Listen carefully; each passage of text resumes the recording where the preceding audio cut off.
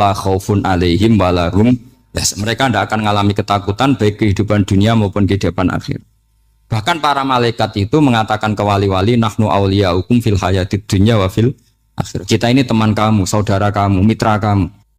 Terus cara berpikir niku udan niku rahmat, terus termasuk tobat sing sah. Niku dawuh Imam Ghazali kon adus nganggo banyu udan sing ceblok langsung. Mergo nak liwat kenteng kadang kentenge iku hasil sumbangan proposal. Terus mun sing langsung mawon sing liwat plastik mun mboten mandi niku. Mboten mandi niku sing niku mau sama niku. Terus dulu di antara syarat tobat niku dawuh Imam Ghazali niku adus udan sing prawan, maksudnya sing asli ceblok saking putih langit niku langsung sampean ombe. Nak tepak nggih tobat, nak mboten tepak nggih lara niku. Mergi kenapa sholat itu lebih indah ketimbang nikmatal wiqo misalnya, nikmatnya hubungan biologis. Jawabnya ulama itu gini, lucu jawabannya sederhana. Nikmatnya kamu punya anak itu apa? Jawabnya ulama itu lucu. Kalau sakit dia sembuh, kalau hilang dia datang. Saya ulang lagi ya, kalau sakit dia sembuh, kalau hilang dia datang. Sekarang orang tua yang punya anak sakit koma di UGD atau di emergency, itu senangnya tuh mengalahkan kesenangan apa saja. Kira-kira orang yang berhubungan intim atau yang hubungan biologis dengan orang yang sedang anaknya sembuh dari koma, senangnya senang mana? Senang yang melihat anaknya sembuh dari koma. Senikmat apapun hubungan biologis, senang anaknya yang hilang ketemu. Nah, kalau anak ketemu saja orang seseneng itu, apalagi kita di surga. Ketemu zat yang lama kita sembah, yang lama kita rindukan, yang lama kita rindu. Kemudian ketemu di surga. Maka tidak ada artinya surga tanpa melihat Allah Subhanahu wa Ta'ala. Memang harus dijelaskan secara rohani. Akhirnya orang ngerti bahwa nikmat tertinggi di surga adalah melihat Allah Subhanahu wa Ta'ala. Karena kalau anak-anak muda mungkin protes, ya enggak, ya enak kumpul sama widadari gini-gini. Wah itu kan yang trauma bojone jelek gitu. Wah itu yang bojone jelek mesti kesusu masuk surga karena itu sudah jelek, cerewet, nggak mati-mati kan gitu.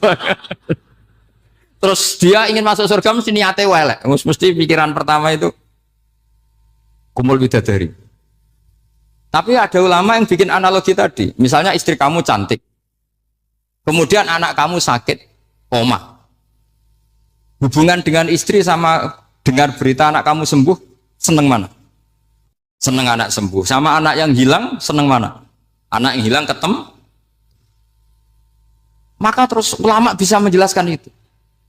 Kalau orang ketemu anaknya seseneng itu, apalagi ini ketemu Tuhannya yang bertahun-tahun disembah, kemudian tidak pernah melihat. Di surga itu nanti kita melihat Allah Subhanahu. Makanya Allah begitu bangganya mempromosikan surga. Surga itu apa? Surga itu wujuhu yauma idzin nadhirah ila rabbiha nadhirah, yaitu wajah-wajah berseri-seri dan melihat. Itu tanpa dijelaskan seperti ini Anda akan janggal, enaknya di mana? Tapi setelah dijelaskan detail gini oleh ulama, maka kita akan tahu an-ni'matul uzma sing enggak ada perbandingannya adalah nikmat masuk apa? Surga karena melihat Allah Subhanahu. Ya jadi saya berkali-kali pokoknya minta sekali hadil umat harus umat yang rasional, terutama dalam mengemban tauhid. Karena tauhid ini yang disebut kalimah. Sampai Allah mengistilahkan kepada Nabi Ibrahim itu waja'alaha kalimatam baqiyatan fi aqibi. Kalimat tauhid adalah kalimat yang akan abadi di anak cucunya Nabi Ibrahim. Baik anak cucu yang karena gen mau anak cucu yang karena sebab, yaitu santri dengan kiai. Dan itu caranya gimana? Umat Islam jangan berhenti belajar mantek.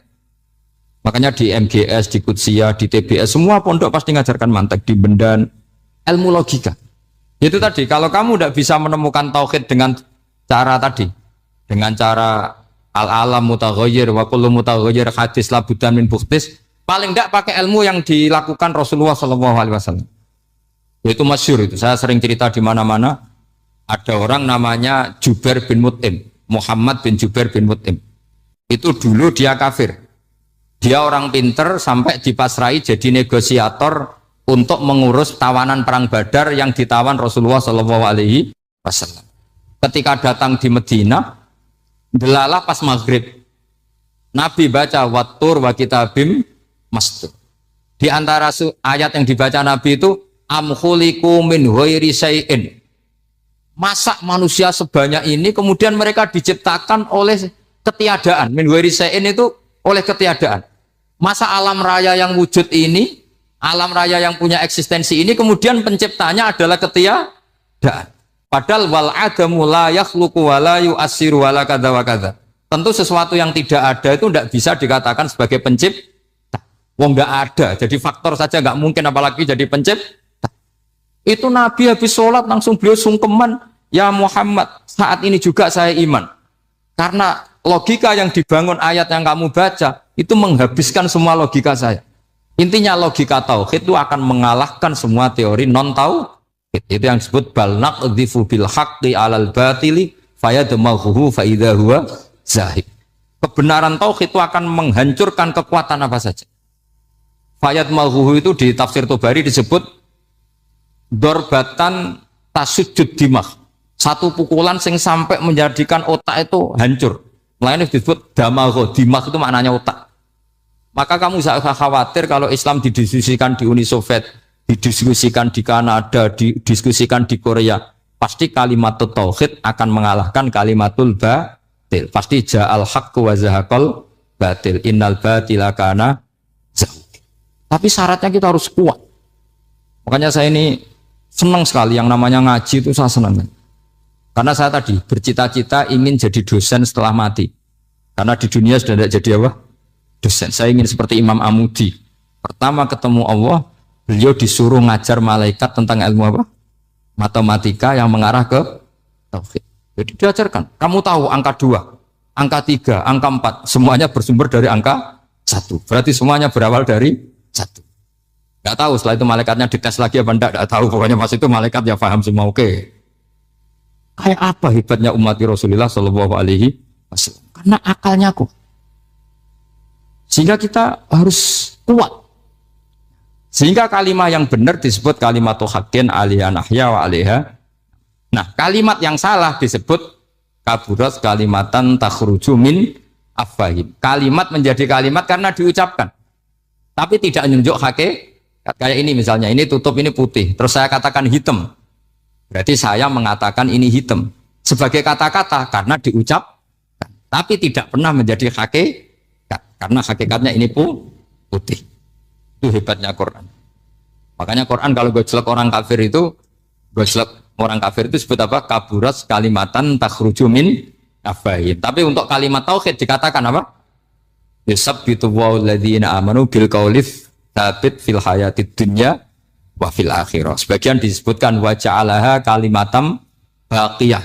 Kenapa kalimat tauhid itu kalimat yang abadi? Karena Allah sebagai Tuhan di dunia juga sebagai Tuhan di akhirat dan selalu Tuhan pada masa yang tidak terbatas. Itu disebut wa ja'alaha kalimatam baqiyah. Kemudian umatnya Nabi mengganti kalimat yang gampang. Allah punya sifat baqo, punya sifat akhir. Maksudnya akhir itu la akhirah lah. Terus semuanya. Yang paham ya alhamdulillah, yang enggak paham dikon ngapal no. Wujud kidam baqo mukhalafatul khawadisi qiyamuhu bi nafsi wahdaniyat qudrat irad. Wes paham.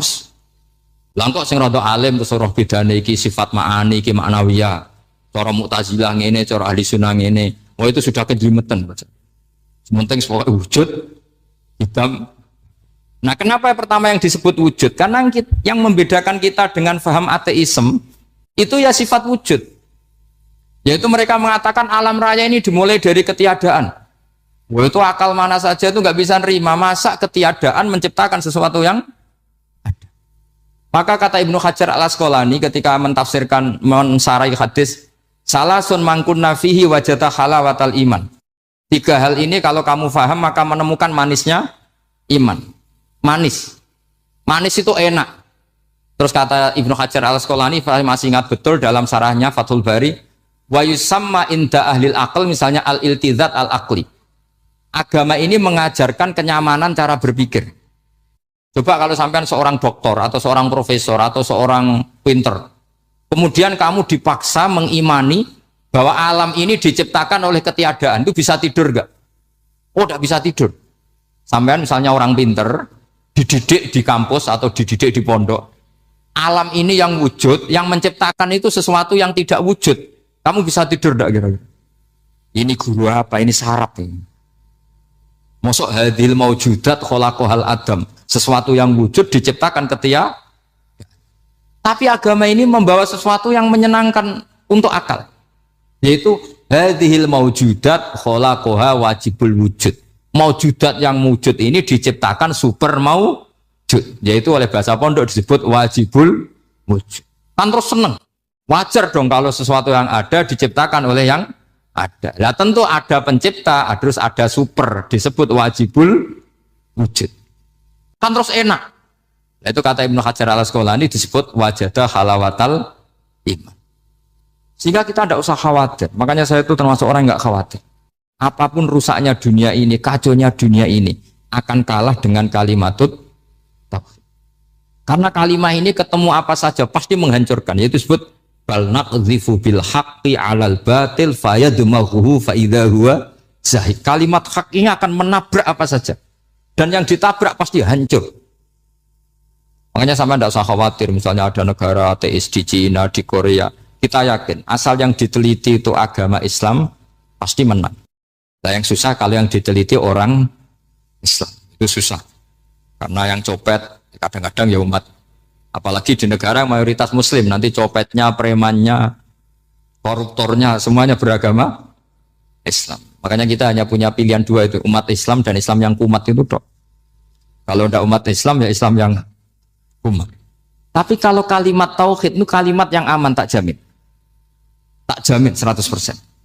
Sehingga saya itu kalau ditanya profesor Pak Bak, kalau suatu saat Indonesia jadi negara yang sangat terbuka, kemudian ada sekolah perbandingan agama, menurut Anda prospek Islam gimana? Saya jawab asal yang dikaji Islamnya bukan orangnya, pasti Islam tetap prospek. Asal yang dikaji apa? Islamnya bukan orangnya. Kalau orangnya ya masya Allah. Itu tadi kalau tidak umat Islam ya Islam yang. Terus kalau matur nuwun sangat jenengan hormat teng Raden Asnawi. Beliau sekarang generasi keempat ya, wonten sing generasi ketiga. Nasab kula kepanggih Raden Asnawi teng Asnawi sepuh. Terus Mbak Raden Asnawi gada bah namine Abdullah Husnen, terus Ibu Ayu Sofia niku binti Asnawi sepuh. Kula buyut kula kandung damaran niku Hafsah binti Maksum bin Soleh bin Asnawi sepuh. Kenapa saya cerita zuriyah? Terus satu peradaban. Gini bahasa Indonesia mohon nggih. Sane gaul. Satu peradaban itu yang bisa bangun itu zuriyah. Zuriyah itu komunitas gen. Meskipun nanti komunitas gen itu bisa disadap atau dibajak oleh orang-orang yang tidak gen. Jadi agak ilegal tapi itu sah. Karena sampean bisa misalnya kalah nasab sama saya, misalnya bilang nanti ketemu di Nabi Adam saja Gus gitu. Nanti pasti kita ketemu di siapa? Nabi Adam. Terus kedua, kekalahan nasab itu udah abadi karena nanti setelah jenengan ditanya di kuburan, bapak kamu siapa? Itu disuruh jawab Nabi siapa? Ibrahim. Terus kekalahan nasab sampean nanti berakhir di kuburan karena nanti dijawab siapa bapak kamu, disuruh jawab siapa? Nabi Ibrahim. Jadi yang punya bapak Karmen apa itu sudah selesai, sudah nggak dipakai lagi. Nanti pakai siapa? Nabi siapa? Ibrahim. Nah, kenapa saya cerita bahwa nasab gen itu akan disatukan oleh satu visi ilmiah yang objektif. Gini ku jawe Nabi Yusuf, wattaba'tu millata abai Ibrahim wa Ishaq wa Yaqub. Terus dawe Nabi Yusuf, maka nalana an nusyrika billahi min syai'. Jadi saya ngikuti leluhur saya. Ini dengerin ya, saya ngikuti leluhur saya, yaitu Nabi Yakub bin Ishak bin Ibrahim. Leluhur saya itu siapa? Maka nalana an nusyrika billahi min syai', yaitu keluarga besar yang tidak pernah melakukan kemusyrikan. Ya, keluarga besar kami punya tradisi tidak pernah melakukan kemusyrikan. Dan bahkan itu dibahasakan tidak mungkin kita ini melakukan kemusyrikan. Maka lana itu kira-kira kalau bahasa Indonesia itu kita ini tidak mungkin melakukan kemusyrikan. Nah, kenapa demikian? Itu berangkat dari logika yang permanen. Disebut yusabbitu Allahu alladziina amanu bil qouli tsabiti fil hayatid dunya wa fil akhir. Logika permanen itu begini misalnya. Kita ini kan hidup dari bapak dari ibu terus sampai Nabi Adam. Kemudian setelah Nabi Adam ini berakhir, kemudian kita mau tidak mau berpikir Nabi Adam itu siapa? Terus diterangkan ternyata Nabi Adam itu satu makhluk hidup yang mulanya dari tanah. Lewat wahyu Allah, lewat titah Allah kun, kemudian jadi manusia yang bernama Adam. Sebelum Adam ada bumi, ada langit, ada cakrawala macam-macam. Kemudian itu kita rumuskan lagi, asal usulnya adalah tidak ada. Adamiyun makhdun. Akhirnya kita tahu bahwa alam raya ini diwujudkan setelah dari tidak ada. Nah tentu terus kita berpikir, dari tidak ada menjadi ada itu pasti penyebabnya adalah sesuatu yang ada. Nah yang ada itu disebut wajibil wujud. Karena wajibil wujud ini wujud sendiri, nggak ada saingannya. Karena Allahu ala syai'amahu, Allah ada dan tidak ada pesaingnya. Maka kita ini berpikir nggak mungkin ada kekuatan manapun yang menyamai Allah. Sehingga nggak ada Yesus mungkin menyamai Allah, nggak ada Fir'aun, nggak ada Lata, nggak ada Uzza. Makanya disebut maka nalana an nusyrika billahi min syai'.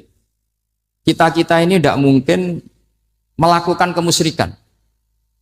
Sama tidak usah tanya saya, Gus, tapi orang menjadi musyrik itu kan mungkin. Jawabannya itu tetap nggak mungkin.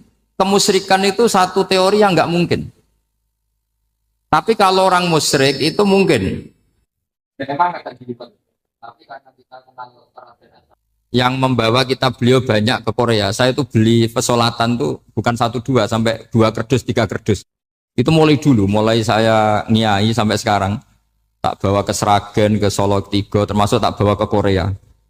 Jadi mungkin ya ini GR saya ngaji di sini itu barokahnya jualan pesolatan. Tapi bukan jualan yang cari laba enggak, karena tak gratiskan, tapi itu dagang akhirat lah kira-kira gitu. Jadi kalau saya masuk neraka kita era pantas wong bakul pesolatan kok masuk neraka gitu. Kayak itu enggak pantas itu. Karena saya termasuk orang ya yang cara berpikir itu optimis. Dulu di sini ada orang alim alama namanya Raden Asnawi. Terus kemudian sejarah agak berpolemik, ada yang mengatakan beliau itu muridnya Syekh Nawawi, ada yang mengatakan tidak. Apapun itu yang saya yakini adalah beliau ya saling istifadah lah, saling bermanfaat bagi Syekh Nawawi Banten. Saya punya catatan sejarah banyak tentang Raden Asnawi karena guru-guru kita itu akan ketemu di Syekh Nawawi Banten. Yaitu kita tahu misalnya saya ngaji Mbah Mun ngaji Mbah Zubair misalnya ngaji Syekh Fakih Mas Kumambang, ngaji Mbah Mahfud, terus ngaji Sayyid Abi Bakar Sato, terus ngaji Sayyid Zaini Dahlan. Kalau keluarga sini mungkin misalnya Gus Hafid, Mbah Niam, Mbah Zuhri, terus Raden Asnawi. Raden Asnawi kita tahu nikah dari istri mudanya Syekh Nawawi, yaitu Nyai Hamdana. Saya sering diceritani Mbah Mun, terus Nyai Hamdana punya anak yang namanya Zuhriyah dari Syekh Nawawi. Kemudian setelah dinikahi Raden Asnawi punya anak namanya Zuhri, Minan, Ni'am, terus sampai ke Gus Hafid, Hafid bin Ni'am. Kenapa saya cerita ini? Karena kealiman itu adalah sesuatu yang dibanggakan Allah. Imam Amudi itu ulama ahli matematika. Jadi ada ulama itu ahli matematika. Dia nggak pernah ngajarkan pesolatan, zakat, sholat, tapi dia ngajar matematika.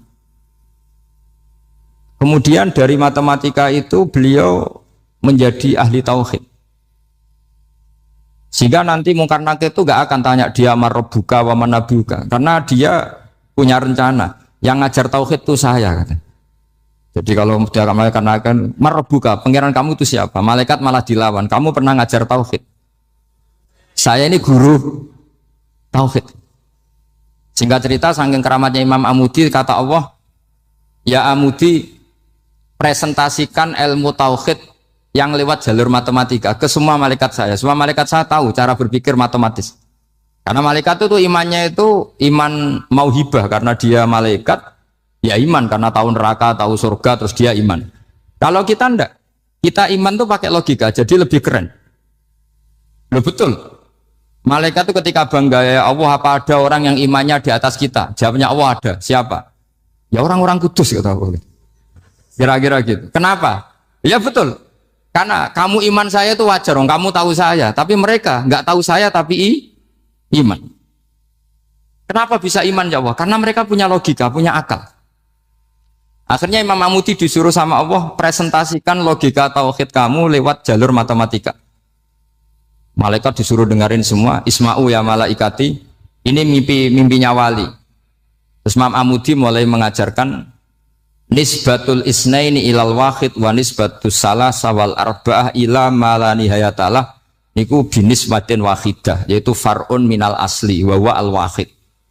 Mau angka sebanyak apapun 2, 3, 4 sampai 1 miliar, itu nisbatnya ke angka 1 adalah nisbatul far'i ilal asli. Semuanya berasal dari 1. Maka hadhil awalim atau hadal alam ila ma la nihayatalahu, tetap semuanya ini cabang dari 1, yaitu wujud dari 1, yaitu Allah Subhanahu wa ta'ala. Sehingga semenjak itu ditiru sekian ulama. Akhirnya malaikatnya mantuk karena kepastian kalau Allah 1 yang diyakini malaikat itu sepasti logika yang dibangun orang-orang manusia ini, padahal tidak ngerti Allah Subhanahu wa ta'ala karena pakai akal. Sehingga di pondok itu orang harus ngerti mantek. Orang mantek itu ilmu yang jelimet tapi menyenangkan. Biasanya sing sinau ambek rokokan, sawangannya kayak filosof. Jadi paling gak agak paham dia alasan. Penting nikmati rokok, tapi pikir nikmati pemikirannya, ternyata nikmati rokok. Kayak kemarin saya datang ke resepsinya Gus Agil, saya itu tertawa terus karena dengerin Habib Mutahar. Saya membaca bahayanya rokok. Setelah tahu bahayanya, saya berhenti membaca. Tak pikir itu kan setelah tahu bahayanya saya berhenti merokok. Ternyata enggak. Saya baca bahayanya apa? Merokok. Setelah saya baca, maka saya berhenti membaca. Bukan berhenti merokok. Itu ilmu kelas tinggi seperti itu harus mantap. Pernah beliau ditegur dokter, Beb, kalau rokok terus nanti mati. Tenang saja, saya masih bawa korek.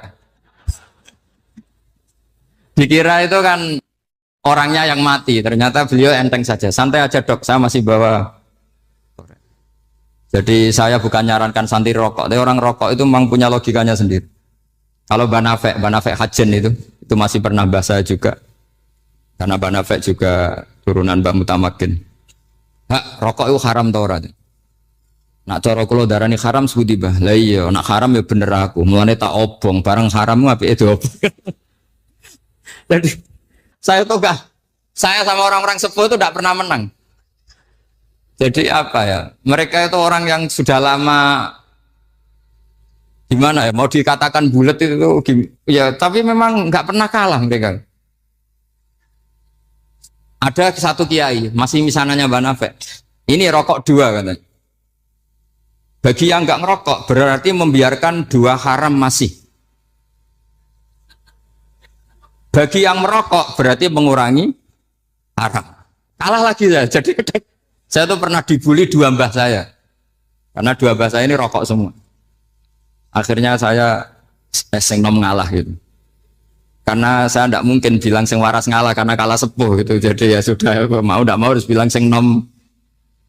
Tapi yang penting itu kita mendengar. Jadi ternyata sepinter-pinternya kita itu mesti kalah pinter sama yang sepuh-sepuh itu. Jadi kalau tahu bahayanya rokok lewat membaca ya harus berhenti merokok. Berhenti membaca katanya. Nah malaikat ini cerita lagi malaikat. Saya memang dari awal niat hormat Raden Asnawi karena buyut-buyut beliau itu ketemu di buyut saya. Saya ini turunan Mbak Asnawi sepuh. Terus cuma buyut saya itu nikah Lasem, terus saya keceluk cucunya keluarga Lasem. Sebetulnya saya juga cucu Kudus. Tapi terus alhamdulillah sekarang kembali karena buyut saya menyuruh saya ngajar di Damaran, terus sampai sekarang saya ngajar di Damaran. Jadi buyut saya itu masih lahir di Damaran. Namanya Mbak Hafsah, itu Hamsah binti Maksum bin Soleh bin Asnawi Sepuh. Sama seperti nasab di sini Raden Asnawi, Mbak Abdul Husnan, terus Nyai Ayu Sofiyah, terus Mbak Raden Asnawi. Saya mau cerita, jadi ilmu itu lebih keren kita. Sehingga Rasulullah Shallallahu Alaihi Wasallam pernah ngendikan, saya ini rindu sekali li ikhwani. Kata Nabi itu ikhwani. Kata sahabat bilang, alasna ikhwanaka ya Rasulullah. Bukankah kita ini saudara kamu, saudara engkau ya Rasulullah? Tidak, antum ashabi, kamu itu sahabat saya. Siapa teman-teman kamu itu ya Rasulullah? Yaitu kaumun yang tidak melihat saya, kemudian iman kepada saya. Jadi mereka seperti kita semua di Kudus ini tidak melihat Rasulullah Shallallahu Alaihi Wasallam, tapi iman sama Nabi. Dan ketika malaikat yubahi bikum malaika, Allah bangga dengan malaikatnya, membanggakan kita. Sampai malaikat tuh sentimen, kok bisa ya Allah? Ya karena tadi kamu iman sama saya wajar, karena kamu melihat surga, melihat neraka, melihat aras. Sementara orang Kudus coba ngelihat apa? Paling simpang 5, apa simpang 7 itu. Tapi imannya nggak kalah dengan malaikat. Kenapa nggak kalah? Karena tadi kita diajarkan bahwa nisbatul isnaini wassalasah wal arba'ah ila ma la nihayatalaha itu sama-sama nisbatul far'i ilal asli. Tetap yang asli adalah angka 1. Jadi nggak mungkin aslu hadhil asya nggak dari Allah itu, nggak mungkin. Tetap dari zat yang 1. Kemudian tentu ini bukan nisbatul walad ilal walid, anak ke bapak tentu enggak. Tapi nisbatul khaliq sama makhluk. Tapi apapun itu pasti 1.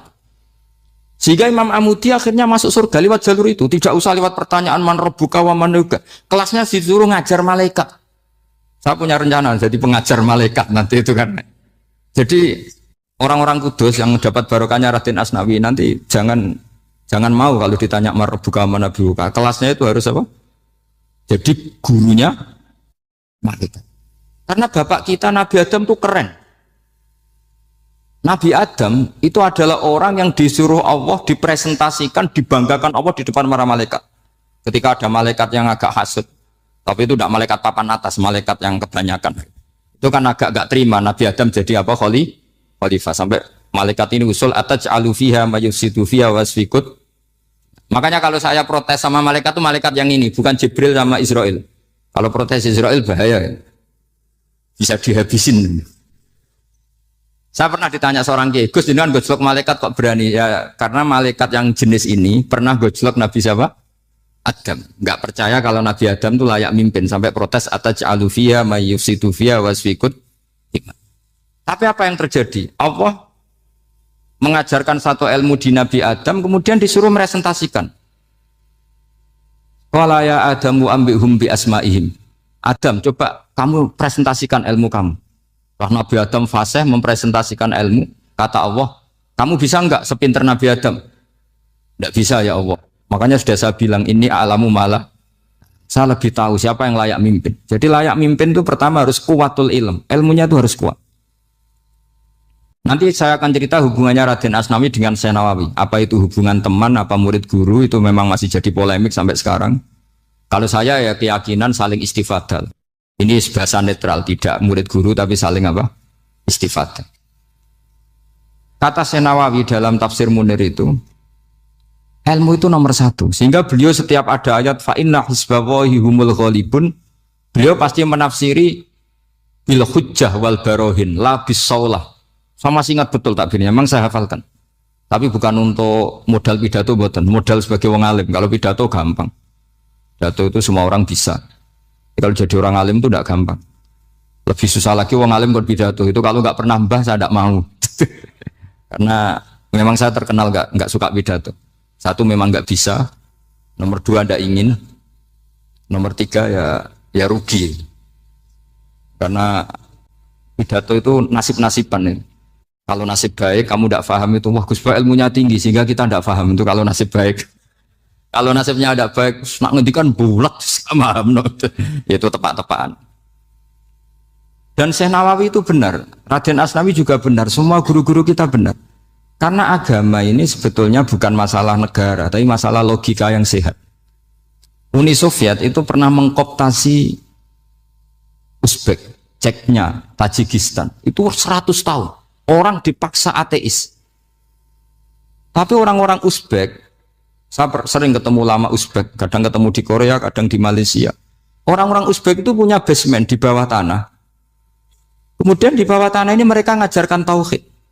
Ngajarkannya ya gampang. Misalnya ini sesuatu yang ada, ya ini.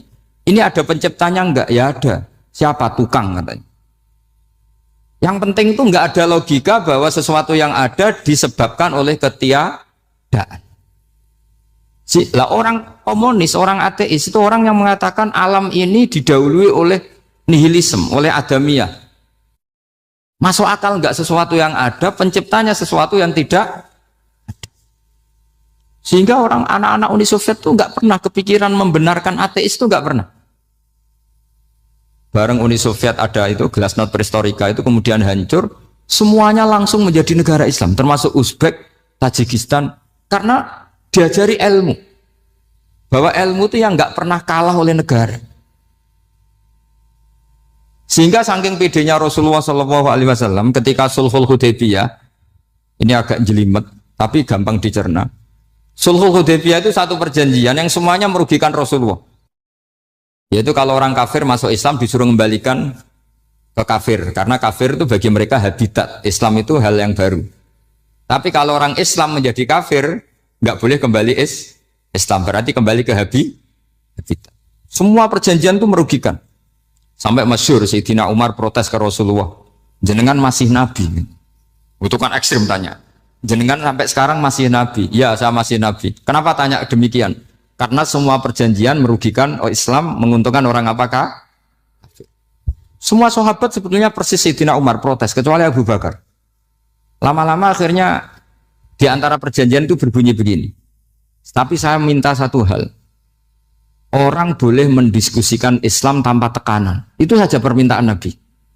Orang boleh mendiskusikan Islam secara bebas, tidak tertekan. Karena orang-orang kafir melihat itu hal yang biasa. Ya nggak masalah Muhammad. Akhirnya orang diskusi. Islam itu apa sih? Islam itu orang yang menuhankan Allah. Allah itu siapa? Zat yang menciptakan langit dan bumi. Lama-lama orang kafir berpikir, wah keren. Tuhannya Muhammad bisa bikin langit dan bumi. Tidak kayak Tuhan kita, malah kita yang bikin. Jadi mulai debat itu mulai. Terus ada yang cerita lagi.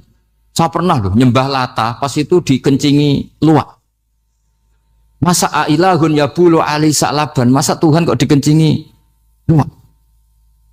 Yang agak-agak ahli kitab ya diskusi lagi. Wah kayaknya Yesus tidak Tuhan. Masa Tuhan kok kelaparan, lemes, wah repot nanti. Jadi makanya Allah ketika ngejlok wa ummuhu siddiqah kana yakulani ta'am. Mal masih ibnu Maryam illa rasul qad khalas min qablihir rusul wa ummuhu siddiqah kana yakulani. Coba paradok ndak misalnya. Kamu didolani Nabi Isa terus ketok lemes. Kenapa? Tuhan, saya agak sakit keroi dulu. Kan enggak kebayang itu. Punya Tuhan yang sakit setelah makan sehat terus. Kan enggak kebayang seperti itu. Ketika Nabi punya konsep Tuhan, Tuhannya Muhammad itu siapa? Yaitu zat yang la awalalah, zat yang pertama. Lalu Tuhan itu siapa? Tuhan itu yang menciptakan langit bumi. Tuhan itu siapa? Yang memulai segalanya. Lama-lama mereka berpikir, wah kalau gitu yang benar itu Islam. Maka kata Imam Zuhri, Syihabuddin Az-Zuhri, fama kana fathun fil islami a'dhama min sulhil Hudaybiyah. Innama kana an-nasu yatafadhaluna fil hadis wal munaza'ah. Semua teks riwayat itu ada kata wal munaza'ah. Orang bebas ngomong dan berdebat. Munaza'ah itu berdebat. Terus akhirnya falam yatakallam ahadun bil islami yaqilu syai'an illa dakhala fihi. Kemudian setelah berdebat dan mereka tahu Islam pasti akhirnya masuk. Dan itu yang sekarang terjadi di dunia. Makanya saya pernah ditanya seorang profesor, Gus, kalau di Jogja ada sekolah perbandingan agama, menurut Anda gimana? Asal itu tentang agama, tidak apa-apa.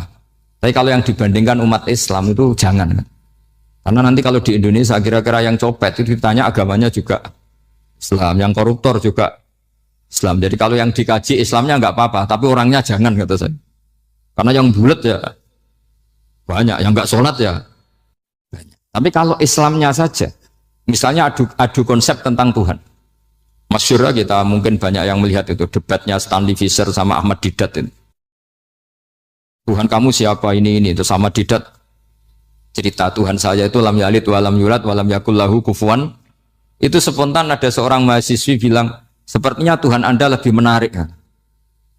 Karena Tuhan Anda yang menciptakan langit bumi, yang Tuhan ini kok lahirnya sudah di bumi, masa lahir-lahir langsung jadi Tuhan. Jadi akhirnya falam yatakallam ahadun bil islami yaqilu syai'an illa dakhala fihi. Sehingga agama ini apa? Agama itu adalah kalimat tauhid. Kalimat itu apa? Logika yang terbangun. Nah, ketika logika itu terbangun maka disebut yusabbitu Allahu alladzina amanu bil qaulis tsabit fil hayatid dunya wa fil akhirah. Allah itu akan menetapkan satu kaul, satu presentasi ilmiah atau satu kesimpulan ilmiah. Yang kesimpulan itu nyata benarnya. Dan ini akan nyata terus baik di kehidupan dunia maupun kehidupan apa? Seperti Allah sebagai Tuhan. Itu akan nyata terus. Di dunia Allah ya Tuhan, nanti di akhirat juga Tuhan. Tapi Tuhan selain Allah, maka menjadi Tuhan ini nunggu ada yang menuhankan. Misalnya Fir'aun, itu jadi Tuhan karena ada yang menuhankan. Sekali dia mati, dia sudah aset wisata, bukan Tuhan lagi. Makanya gejolokannya orang ulama Arab, kalau ketemu ulama Mesir, kalau gejolokan itu lucu. Orang Arab, ada Abu Jahal, Abu Lahab, penggaweane ngusir Nabi gitu. Itu gejolokannya ulama Mesir. Kata ulama Arab, kamu gayanya benci Fir'aun, tapi rizki kamu dari wisata melihat Fir'aun. Itu gejolokan. Gejolokannya ulama Arab sama ulama Mesir. Sehingga agama ini mengajarkan apa? Satu kalimat. Makanya kamu harus belajar mantek. Dulu Raden Asnawi ya pengajar mantek. Dulu buyut saya di sini Mbah Fauzan, abahnya Mbah Pah itu, mbahnya itu juga pengajar mantek. Karena di antara yang diceritakan Allah itu wa ja'alaha kalimatam baqiyatan fi aqibih. Tugas utama Nabi Ibrahim adalah menjadikan satu logika. Kalimah itu logika. Itu menjadi logika yang abadi. Baqiyah itu abadi. Fi aqibih di anak turunnya Nabi Ibrahim. Misalnya begini, saya beri contoh ya. Misalnya saya mengatakan teh ini hitam. Itu menjadi kalimah. Kalimah karena diucapkan. Tapi tidak menunjuk hakikat karena tehnya berwarna apa? Kuning. Sehingga Quran kalau menyalahkan orang kafir itu ngendikannya kaburas kalimatan takhruju min afwahihim. Omongannya orang kafir itu menjadi kalimat karena diucapkan dari mulutnya. Kenapa menjadi kalimat? Karena diucapkan tapi tidak menunjuk hakikat. Seperti orang mengatakan 2 ditambah 2 itu 10. Itu kalimat, tapi kalimat yang salah karena tidak menunjuk hakikat. Seperti orang kafir mengatakan Tuhan itu 3. Itu kalimat karena diucapkan, tapi tidak menunjuk hakikat. Tapi ketika seseorang mengatakan Allah itu Tuhan, Tuhan itu satu, itu disebut kalimatu haqqin 'alaiha nahya wa 'alaiha namut. Memiliki tahlilannya wa 'alaiha apa wa biha. Wa 'alaiha apa wa biha. Wa 'alaiha ya ada yang tahlilan wa biha. Itu enggak tahu sanadnya dari mana, pokoknya ada yang wa 'alaiha, ada yang biha. Kenapa dikatakan kalimat tauhid? Karena kalimat yang dari kesimpulan berpikir. Dan agama ini dibawa Nabi Ibrahim itu untuk membawa kalimat tauhid. Ciri utama kalimat tadi, kamu yakin seyakin-yakinnya bahwa nisbatul snaini wassalasah wal arba'ah ila ma la nihayatalaha itu kanisbatis snaini ilal wahid, yaitu semuanya far'un minal asli. Aslinya adalah wahid. Sehingga di kitab, saya pernah ngaji Mbah Mun, namanya kitab Al-Husunul Hamidiyah. Itu dikarang oleh ulama-ulama sekarang, itu diajarkan di MGS. Ini mbah-mbahnya Gus Akil, pendirinya madrasah MGS. Itu ada gambarnya di situ. Di situ ada gambar piramida, ada gambar hewan, ada gambar pohon. Kata yang ngarang, gambar sedetail ini, sejelimet ini dimulai dari nuqtah wahidah. Tetap dimulai dari satu titik. Dan ini disebut nuqtatil wujud. Jadi orang kudus sebanyak ini tetap dimulai dari satu orang, yaitu Adam. Adam dimulai dari ketiadaan. Lalu siapa al-mujid? Pewujudnya siapa? Hanya Allah Subhanahu wa ta'ala. Sehingga ulama-ulama termasuk Syekh Nawawi itu paling suka ngendikan semua makna Quran dikumpulkan di Fatihah, Fatihah dikumpulkan di Bismillah, Bismillah dikumpulkan di Ba, karena di Ba itu ada titik nuqtatil wujud, yaitu disingkat bi kana makana wa bi yakunu ma yakun. Karena saya Kata Allah, semuanya akan ada. Dan karena saya yang nggak ada, semuanya suatu saat disebut nuqtatil wujud. Nah, kita meyakini kalau Allah satu itu seyakin-yakinnya, karena nggak mungkin angka nggak dimulai dari angka satu. Begitu juga gambar seapapun julumete. Misalnya sampean gambar zaman saya kecil, gambar paling favorit itu apa, kambing bertarung. Itu gambarnya kan susah. Daripada gambar kambing bertarung susah, terus dibikin kotak saja, tembok. Kalau tanya gurunya, gambarnya mana? Di belakang tembok, Bu. Ini itu dulu saya diwarai anak-anak nakal. Jadi semua satu gambar itu disuruh gambar harimau, yang satu disuruh gambar kambing bentrok, yang satu disuruh gambar matahari, semuanya kotak semua. Ini itu, Bu, gambarnya di belakang apa? Tembok. Maka nggak kelihatan kata sih. Jadi gurunya kalah cerdas. Guru itu sebenarnya nggak pernah menang, karena murid itu lebih pinter. Itu teman saya dulu kalau ngaji itu, kalau tes itu ngerpek, baca. Gurunya marah, kamu tes kok baca? Ini enggak ngerpek, Bu. Ini belajar di kelas. Katanya belajar kapan saja, di mana saja. Acuh. Jadi apa ya? Orang itu kadang yang salah itu lebih masuk akal kadang-kadang ini. Saya teruskan ya supaya ini dapat barokahnya Raden apa? Asnan. Saya mohon sekali ya, kalimatul haqqin itu harus kamu jaga. Caranya jaga ya tadi. Kalau kamu tidak bisa ilmu mantek, misalnya al-alam mutaghayyir wa kullu mutaghayyir hadis la budda min muhdits, itu kan jelimetan. Pakai saja teori umum bahwa gambar apapun jelimetnya itu dimulai dari satu titik. Karena nggak dimulai dari satu titik. Maka alam apapun jumlahnya nggak terhingga, tetap dimulai dari al-wahidul qahar, yaitu satu titik. Yaitu dalam konteks tauhid tentu itu Allah Subhanahu wa ta'ala. Sehingga Nabi Ibrahim itu orang paling sukses bikin waja'alaha kalimatam baqiyatan fi aqibi. Terus Nabi Muhammad begitu, sahabat gitu, sampai kita sekarang diajari ilmu mantek. Ilmu mantek itu logika yang nggak terbantahkan. Karena mau tidak mau. Kata Imam Syafi'i, fa innal uqula muttarratun ila qabulil haq, karena akal akan dipaksa menerima kebenaran. Dan itu yang terjadi di Uni Soviet. Dikooptasi 100 tahun untuk berfaham ateis, dilawan oleh ilmu, tetap menanamkan ilmu tauhid, ilmu mantek. Ketika Uni Soviet secara politik runtuh, semuanya menjadi muslim. Termasuk negara-negara yang dulu dikooptasi. Maka kamu tidak usah kecil hati di Indonesia. Apapun rusaknya negara ini, asal kita cara bertauhid benar, insya Allah tetap meninggal husnul khotimah. Karena sudah janjinya Allah, yusabbitu walladzina amanu bil qaulis tsabit. Sing jelas itu nomor satu tuh al qaulis tsabit. Memang itu logika yang masuk akal. Jadi jangan kira semua orang ditanya marrob, bukan, enggak. Banyak ulama yang enggak ditanya, masyhur itu dalam cerita keramat-keramat. Ada guru tauhid ngajarin tauhid. Setelah ditanya mungkar nakir, Imam Malik datang. Kamu nanya ini, man rabbuka man nabiyuka, kamu tahu ini guru Umul Barohin yang tukang ngaji tauhid. Guru tauhid kok ditanya apa? Malaikatnya nggak jadi tanya.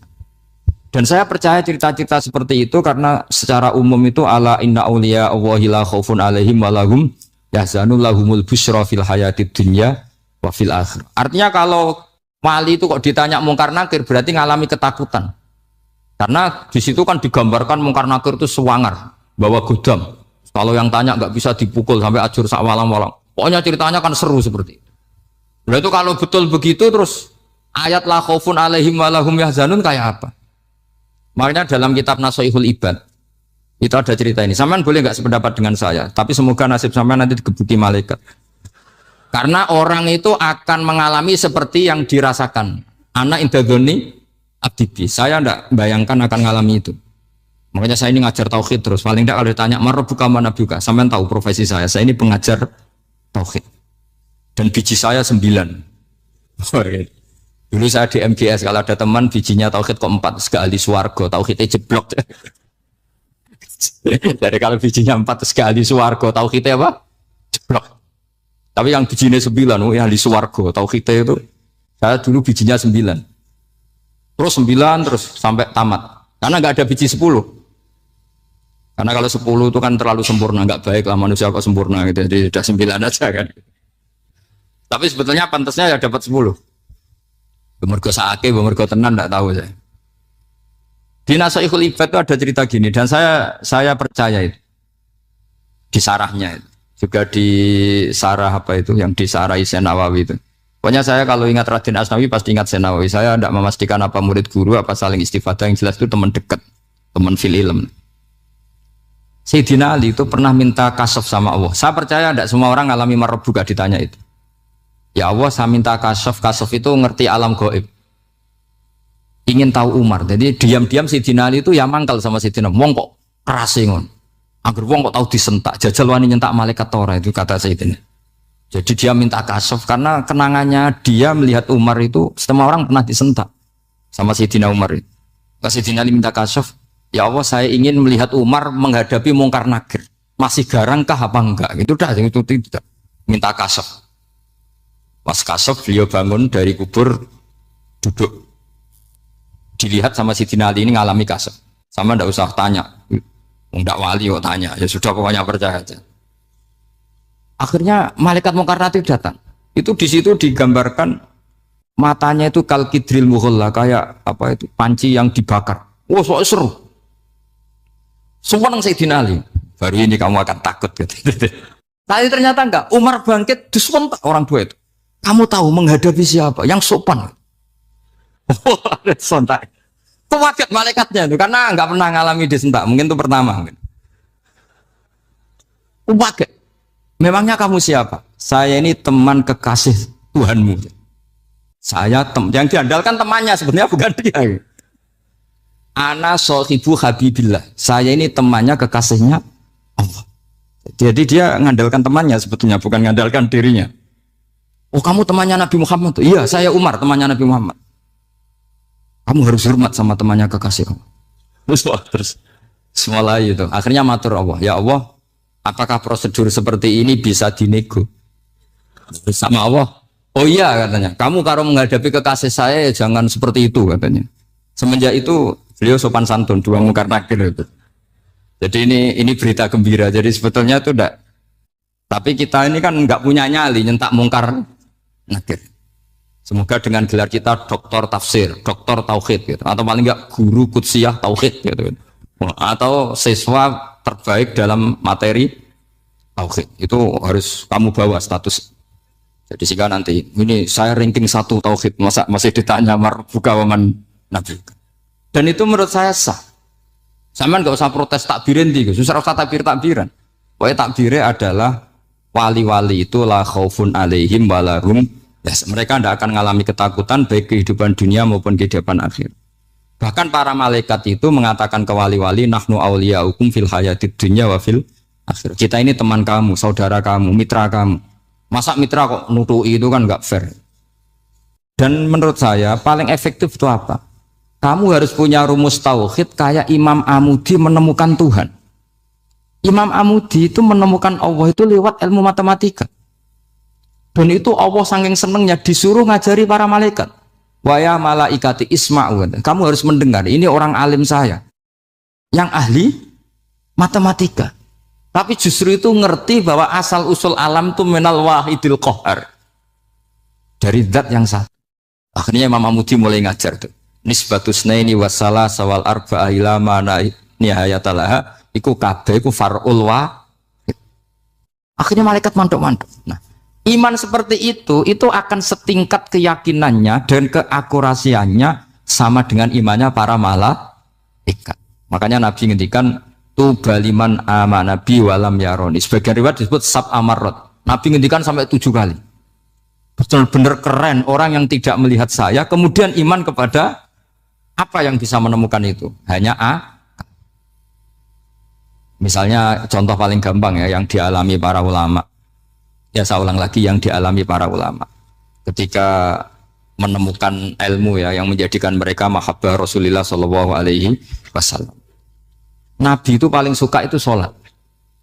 Nabi itu paling senang sama sholat. Wa qurratu aini fi sholat. Terus beliau ngendikan as-sholatu imaduddin. Terus beliau kalau muji sholat itu sundul langit. Sampai beliau kalau banyak masalah itu bilang ke Bilal, arifna ya Bilal, saya kasih istirahat. Itu maknanya mau sholat. Semuanya sholat. Pertanyaannya adalah, apakah mungkin seorang raja yang ambisi jadi raja, kemudian yang dikampanyakan adalah orang supaya sholat. Tentu kalau Nabi seorang raja, beliau akan kampanye gimana, narik upeti kayak apa, narik pajak kayak apa, biar Nabi kaya. Enggak. Nabi itu paling tersiksa kalau orang tidak sholat, tersiksa kalau orang tidak sujud.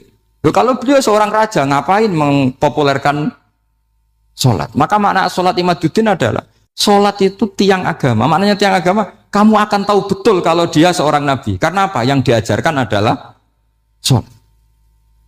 Coba untungnya apa bagi Nabi Muhammad ketika umat Islam sholat? Kan tidak ada untungnya sama sekali. Ya clear ya. Jadi terus sekarang masalah nasa mansuh. Ini kan clear tentang mukaddimah ilmu tafsir. Nasa mansuh itu kelihatan datar, tapi itu urgen sekali. Karena agama sebagai aturan ya atau solusi mau tidak mau kan bersentuhan dengan hukum sosial yang tidak akidah. Saya tadi sudah matur Pak Arsoyo, agama yang tidak akidah itu kan bersentuhan dengan hukum sosial. Kalau yang akidah jelas Allah itu satu, la ilaha illallah wahdahu la syarikalah. Kalau sosial, saking bersentuhan dengan sosialnya itu Pak Fathul Wahid, Imam Syafi'i itu punya istilah begini Pak Arsoyo. Ketika Nabi misalnya sodakoh atau zakat pakai kurma atau pakai susu kering misalnya, sodakoh atau zakat, atau dulu ngamal pakai dinar, pakai apa? Dinar. Itu langsung dianalisis kutil balad. Pokoknya makanan pokok, zakat itu ngambil makanan pokok. Berarti di Indonesia pakai apa? Beras. Ketika Nabi sodakoh pakai dinar, langsung dianalisis pakai saman, yaitu alat tukar atau uang yang sah. Jadi kamu tidak usah memaksakan mentang-mentang anut sunat Rasul, terus kamu makan kurma, terus bisa mencret. Terus mentang-mentang sunat Rasul, saya tidak pernah sedekah, karena sekarang nggak ada dinar. Nabi kan sedekahnya pakai dinar, medit ya alasan. Kalau mau kikir saja, tidak usah punya alasan. Lama-lama Pak Arza nggak jadi wakaf tanah, karena Nabi nggak pernah wakaf tanah di Sleman, wakafnya di Mekah. Oh ini kan tanahnya di Sleman. Lama-lama ada orang nggak sholat, Nabi sholatnya kan di Mekah, kita kan di Indonesia. Bisa rusak semua kalau ya pakai mersiskan sunnah Rasul. Itu ada analisis. Nah, itu juga yang menjadikan kenapa harus ada ulama usul fikih, orang yang bisa menganalisis. Apa bisa? Misalnya begini, saya beri contoh di bab haji. Nabi itu domisili di Madinah, karena di Madinah itu melewati Dzul Khulaifah yang sekarang disebut Bir Ali. Maka mikotnya Nabi ya dari Bir Ali. Tapi kalau orang Yaman ya dari Yalamlam, atau orang Indonesia rata-rata terbang lewat Yalam. Mungkin orang tertentu di kawasan Jirona ya Jirona. Ada yang dari Tanim, ada yang dari Juhfa. Jangan mentang-mentang kamu orang Indonesia ikut sunnah Rasul terus memaksakan dari Indonesia di atas Yalamlam mohon niat ihram. Enggak, saya nanti aja dari Berali. Nabi kan dari lama-lama enggak ada orang berani nampak di Sleman. Nabi kan hidupnya di Madinah kok Sleman. Hadisnya mana? Nanti panjang. Analisis itu penting supaya orang itu proporsional. Apa orang itu? Itu juga bagian dari ulumul Quran. Ulumul Quran. Sehingga kalau kamu nuruti persis, misalnya begini, saya pernah ditanya. Ini saya, Pak Arsoyo, Pak Fathul Wahid, kalau naik Innova atau naik mobil, kan mesti dungo, wes soleh lah, jadi tak alani mesti wes soleh. Nak kowe lali numpak terus untuk gratis mangkat kabeh. Kalau yang soleh-soleh gini itu kan kalau naik ya subhanalladzi sakhkhara lana hadza wa ma kunna lahu muqrinin wa inna ila rabbina munqalibun. Itu jelas di Quran tuh wal khaila wal bighala wal hamira wal khaila wal bighala hamira.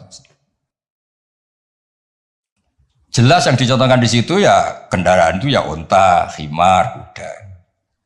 Dan karena yang dikendarai itu hewan, dulu Allah bayangkan juga litas tahu ala duhuri, kamu naik di punggung hewan itu, sumatazkuru ni'mata rabbikum idastawaitum alaihi wa taqulu subhanalladzi sakhkhara lana hadza.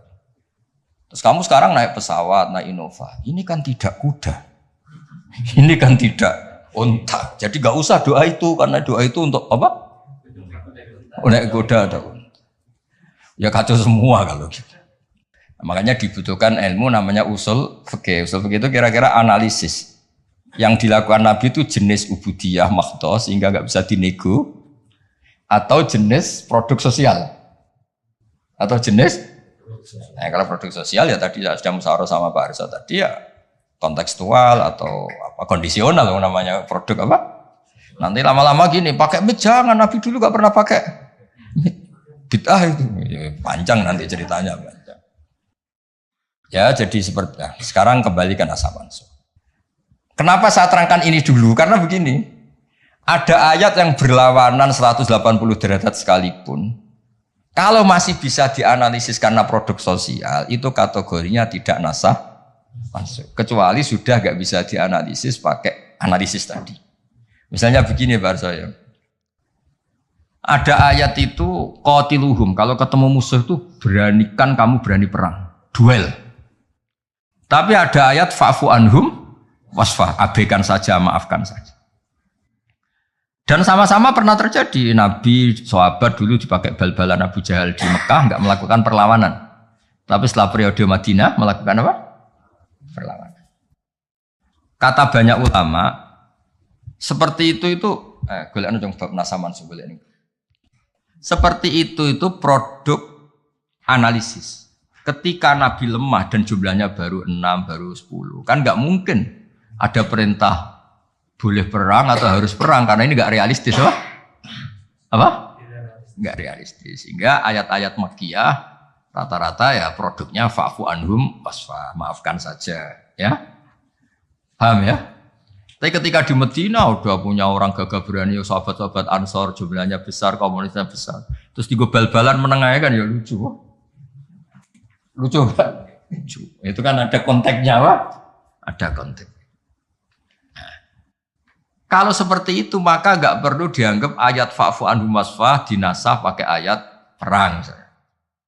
Ya sama lah seperti pertama orang Indonesia didatangi Belanda nggak tahu apa-apa, zaman agresi lah, zaman dulu agresi. Bisa apa? Terus banyak yang terpelajar, banyak ada yang bisa jadi pilot, tentara sudah terbentuk, kiai-kiai komunitasnya besar, ya melakukan apa? Perlawanan. Tapi nggak perlu kamu katakan perlawanan itu satu hal yang harus karena ini Belanda penjajah. Daerah sekarang peradaban begini, kan yang ada kerjasama kan. Tapi dulu karena mereka datangnya musuhi, ya kan itu kan urusan kondisi ya, ya kondisional, nggak bisa disamaratakan. Ya, nah. Saya baca ya, masalah nasa mansuh itu. Nasa mansuh itu komentarnya harus persis seperti saya ini, itu baru benar. Kalau enggak, rapati benar. Ayat yang berlawanan tadi, jika konteksnya itu bisa dianalisis kondisional, maka masalahnya bukan nasa mansuh itu ralat hukum. Nah, kalau yang enggak kondisional kayak tadi, Nabi pernah menghadap Baitul Maqdis, terus dipindah ke Ka'bah. Sampai sekarang ya harus Ka'bah. Dulu iddah ketika orang ditinggal mati suaminya pernah iddah itu 1 tahun. Wasiyatan li azwajihim mata'an ilal hauli ghaira ikhraj. Berarti pernah iddah berapa? Setelah itu dinasah ya tarabbas nabi anfusihinna arba'ata asyuri wa asyra. Jadi 4 bulan 10 hari. Nah, itu nasaman karena enggak bisa dianalisis secara apa? Sosial. Ini kalau baca ya, yang bisa dianalisis secara sosial. As-salisu ma umira bihi li sababin summa yazulu sababu kal amri khinad dhfi atau khinad dhufi wal qillati bisabri wasafhi summa nusikha bi ijabil kital wa hadza fil haqiqati laisa naskhon. Apa laisa naskhon? Karena bisa dianalisis asal usulnya. Nah ini biar difoto itu apa ini? Mulai ini ma umira li sababin ini. Dulu nanti biar ada yang tanya. Nah sehingga kiai-kiai Jawa ketika meskipun ngaji Jalalain, ngaji kitab Jalalain, tafsir Jalalain, kan sering ada ayat misalnya lakum dinukum waliyadin, kadang sebagian dikomentari mansukhun bi ayatis saf atau bi ayatil kital. Itu kiai Jawa tidak ada yang ikut meskipun mereka baca kitab karena ngerti konteksnya apa? Ya, misalnya kita dulu ketika Jepang datang ke sini itu memang jajah ya kita bilang ada revolusi jihad, misalnya resolusi jihad, ada resolusi jihad. Dulu Mbah Hashim, Mbah Ahmad Dahlan juga sepakat melawan penjajahan, apa ngelawan? Jadi ketika di kesini studi banding atau kesini tukar ilmu ya nggak ada masalah kan? Bahkan di Quran sudah diumumkan wa in ahadum minal musyrikin astajaruka ya fa'ajirhu hatta yasma'a kalam Allah. Ya kalau ya kan ya tadi konteksnya beda. Ya konteksnya itu kemarin saya jagongan itu sama Pak Alwi Shihab, adiknya Pak Kures, kan dulu pernah menteri luar negeri. Kata beliau, sekarang Gus ngomong rekonsiliasi cek susahnya, alasannya ngenang masa dulu. Nah, masa dulu ya ada yang sekarang nggak mungkin. Dulu pernah kan ada istilah zaman dulu pernah sedikit konflik dengan Malaysia, Pak Karno bilang gayang. Nah, masa sekarang kan ya jelas enggak itu. Tapi kan konteksnya beda. Dulu Mbak Hasyim, Mbak Madalan bilang resolusi jihad. Ya sekarang kan enggak. Malah anak-anak ini nunggu ada beasiswa ke sana. Enggak belajar malah dulu ayat Amsterdam. Oh, bal-balan. Apapun itu kan yang seperti itu kategorinya itu ma'uzila li sababin apa ma'uzila li sababin. Jadi hilangnya bukan karena hukum nasa mansuh, tapi karena sebab yang berbeda. Saya tadi jagoan Warsoyo dulu tuh orang kiai-kiai termasuk buyut-buyut itu ngaramkan orang pakai pantolan ya, pakai celana, pakai apa itu dasi. Karena itu londo itu. Mantas sababi komen bahwa minum ya pernah kan ada era gitu. Lah sekarang rektor Universitas Islam Indonesia pakai celana, pakai dasi. Londo itu kalau dulu tuh. Sekarang enggak. Sekarang kalau pakai sarung malah dianggap wow, masalah itu. Kecil saya masih ingat orang pakai sarung tuh enggak dianggap sunat. Karena dulu katanya cerita dulu. Wong sing nganggo sarung kalau Upiok kalah terus kemulan turun ning rondan. Dari dulu pernah. Loh iya tak cerita kuno dulu tuh orang kalah main loh. Ini saksinya banyak ini kan. Dulu sarung pernah ya nasibnya gitu pernah ya. Sekarang saja sarung jadi simbol pakaian apa? Santri. Dulu gak? Ya, masih ingat ya cerita itu. Upiok kemulan, semain kalah kemulan tidur dia mah. Cakro. Ya terus jangan bilang, oh ini sarung simbol orang kalah apa? Main kalah judi gitu. Jangan, sekarang konteksnya beda. Nah itu gak perlu kamu analisis pakai nasa. Maksudnya kalau suatu saat Anda baca ayat yang konteks maknanya kok beda sama sekali, enggak langsung boleh dianalisis itu nasa mansuh. Ya aja konteksnya beda. Ya kira-kira gitu harusnya. Jadi di sini redaksinya ma'umiro bihi li sababin summa yazulus sabab. Saya contohkan tapi Pak Fajar enggak usah tersinggung. Misalnya kenapa sih Nabi itu banyak yang poligami? Orang di nikah Nabi itu bangga. Mertuanya ya bangga, iparnya ya bangga. Umatnya ya bangga. Saya tak tahu yang kamu nikah itu bangga apa enggak poligami. Sehingga dulu namanya Juwairiyah itu dulu ketangkep ketika perang. Itu orang Banil Mustalik itu bencinya sak boleh sama Nabi. Kelompoknya Nabi juga benci sama Banil Mustalik. Setelah Juwairiyah itu dinikah Nabi, semua tawanan sahabat yang di Banil Mustalik dilepas. Asharu Rasulillah, ini keluarga besan. Yang sahabat juga ngelepas Banil Mustalik karena keluarga punya ini jaro sekarang itu keluarga besar. Nah, maksud saya cerita saja, ada usaha itu enggak usah cerita. Cerita aja cerita, maksudnya cerita. Kalau kamu poligami itu kira-kira istri kamu, mertua kamu, ipar kamu bangga apa? Nek. Maksud saya bukan masalah boleh tidaknya, kalau bolehnya boleh lelaki itu boleh nikah berapa? 4. Loh bukan berarti. Enggak maksudnya kalau kamu merasa sunat-sunat banget itu perlu dipertanyakan di bolehnya boleh, tapi kalau merasa apa? Sunah-sunah banget itu konteksnya itu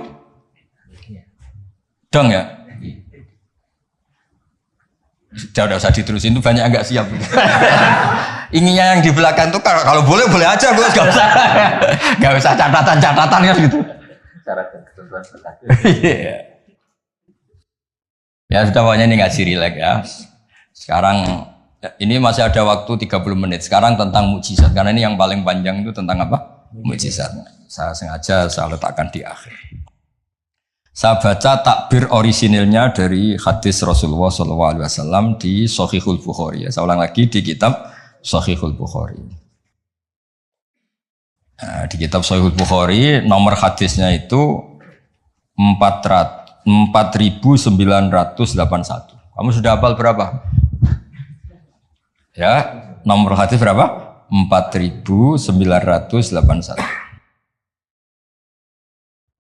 Di antara kebanggaan Rasulullah SAW itu beliau ngendikan, tidak ada nabi kecuali dikasih ayat atau mukjizat yang spektakuler.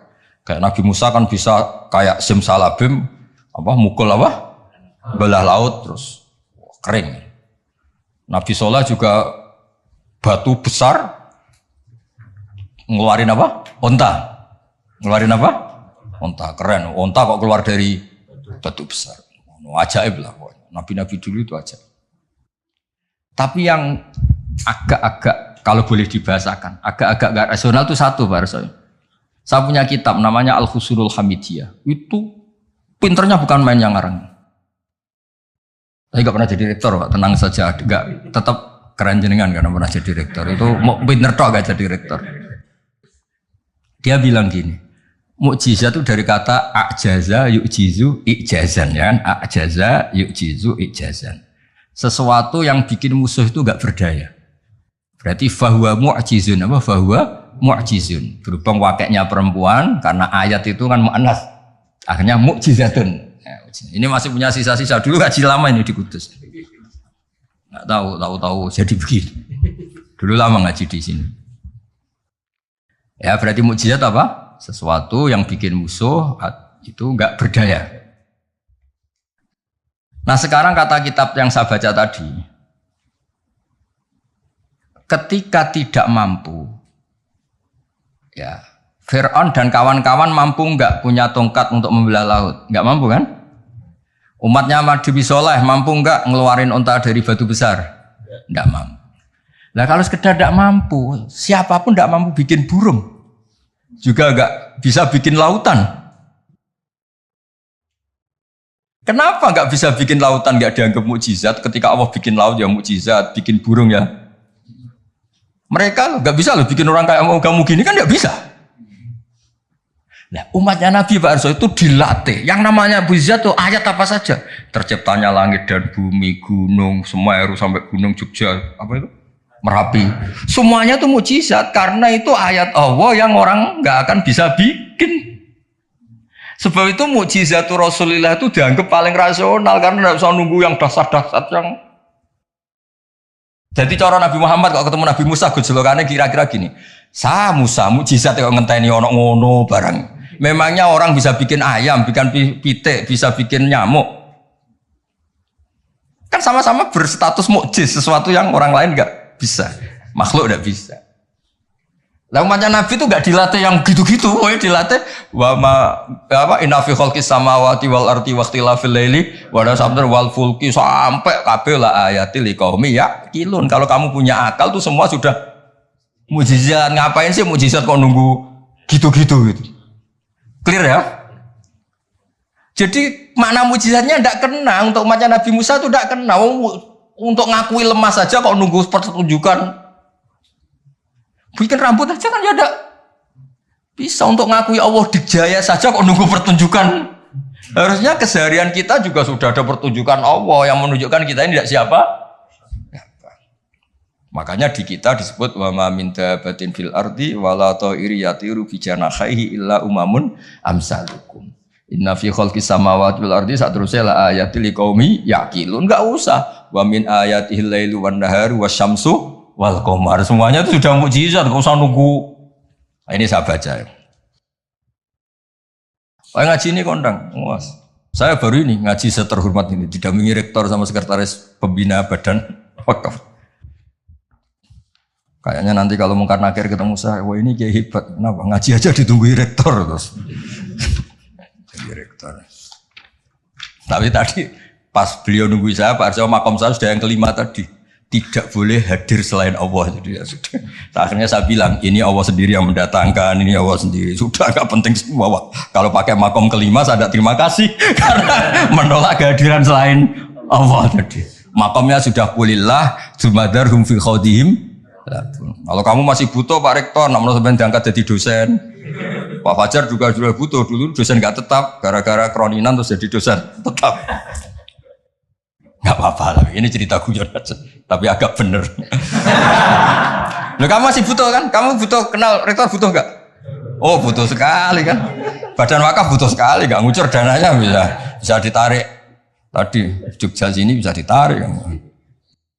Kalau makom saya tadi yang kelima tadi menolak hadirnya selain Allah. Itu makom musyahadah. Tapi saya tidak usah tetap syariat. Matur nuwun. Saya baca ya. Kata Nabi, sabda Nabi, ma minal anbiya'i nabiyyun illa u'tiya minal ayat ma misuhu amana alil basyar. Ini di hadis Bukhari. Ikutnya juz 4. Wa inna ma kana alladhi utitu wahyan awhahu wa ilayya fa arju an akuna aktsarahum tabi'an yaumal qiyamah. Semua nabi itu punya mukjizat yang dahsyat. Tapi itu tidak ada apa-apanya dengan mukjizat saya. Mukjizat saya itu Quran dan saya berharap dari mukjizat yang rasional ini kemudian pengikut saya yang terbesar. Nah, itu komentator sarahnya ini Fathul Bari dikarang oleh Ibnu Hajar Al-Asqalani. Pengarangnya itu kelahiran Gaza. Gaza itu kelahiran Gaza. Ya, jadi Bukhari itu kitab Sahih Bukhari itu pengarang sarah paling terkenal itu Fathul Bari. Pernah dengar toh? Dengar toh ya?